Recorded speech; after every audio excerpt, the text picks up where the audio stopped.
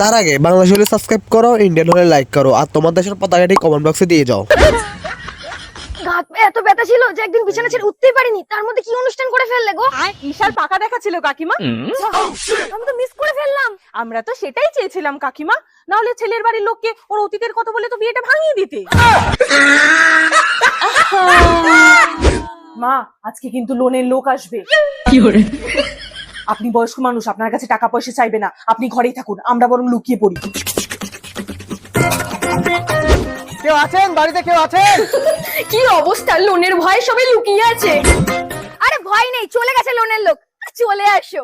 ওটা লোনের লোক না কাকিমা, ঈশার হবু শ্বশুর বাড়ি থেকে এসেছিল আংটির মাপ নিতে।